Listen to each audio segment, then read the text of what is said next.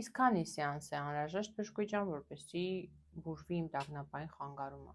Յուրաքանչյուր երկրորդ պացիենտ ինձ տալիս է այս հարցը։ Հարգելիներս, ուրեմն տագնապային խանգարման ավելի ճիշտ է ասել կառավարումը շատ տարբեր գործոններից է կախված եւ շատ անհատական է։ Կախված է հիվանդության ծանրության աստիճանից, հիվանդության տևողությունից, որքան հին է այն, 10 տարի եք տառապում, 2 ամիս, 1 շաբաթ։ Իհարկե ուղեկցող հիվանդություններից եւ որ ամենակարևորն է ինքներդ ձեզ հետ աշխատելու պատրաստակամությունից եւ ունակությունից հոգեթերապևտիկ աշխատանքի ընթացքում եւ նաեւ հետո։ Սա վերջին կետը թերևս ամենակարևորն է, որովհետեւ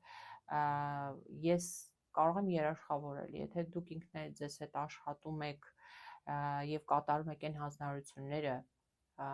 կոգնիտիվ եւ վարքային հանձնարարությունները, որոնք տրվում են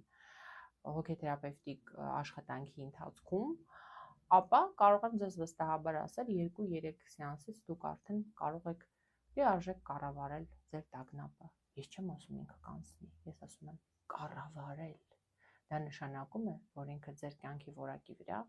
ազդեցություն չի ունենա։